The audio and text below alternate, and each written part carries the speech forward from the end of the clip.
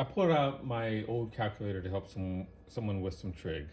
So, for one of the problems that we're working on, and I'm using different numbers here, so we are told that the height of this triangle is, in this example, 200 feet, and we know that this angle is 30 degrees.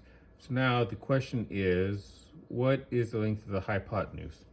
Now, there's a few ways that we could figure this out, and I know the answer, but let's pretend like I can only vaguely remember the answer. I know that I'll be taking 200, and just looking at this intuitively, I know that this has got to be longer than the leg of the triangle. Now, for this lesson, they're using sine and cosine functions, so I'm also going to be using those too. Now, if I were to try and multiply this 200 by the sine of 30 degrees, I'm going to end up getting a wrong answer, but let's go ahead and go down that pathway anyway. So if I take 200 and if I do sine 30, let's see what that answer is. So 200, we want to take the sine of 30, which is 1/2, and multiply that, which of course we get 100. That is not what we want. If I were to do the same thing with cosine,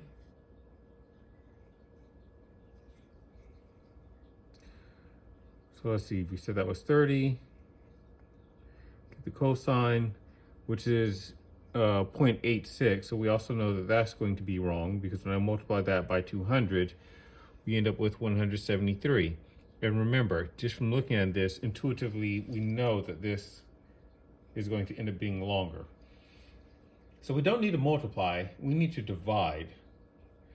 So let's try this out. So if I take 200 over the sine of 30,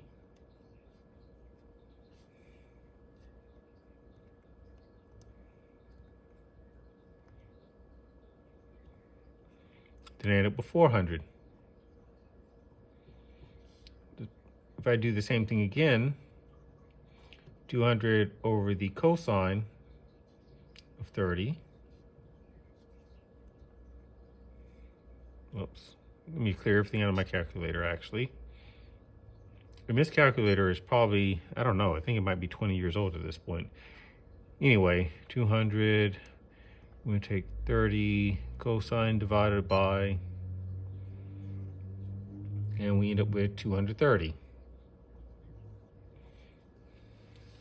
Okay, so now we know it's going to be one of those, but we haven't figured out if we're actually supposed to be using sine versus cosine. And the easy way to figure this out is if this were 90 degrees, then we know that this line would end up being the same as the height.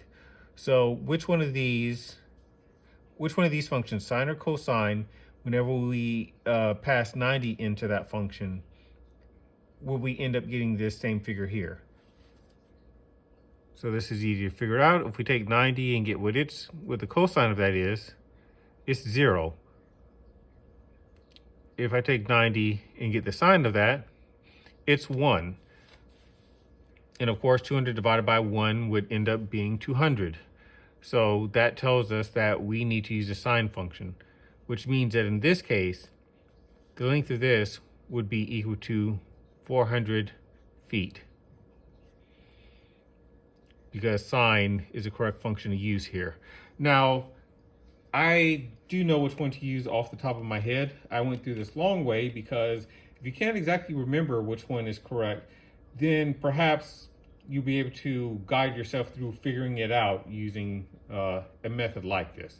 So let me know if this helps.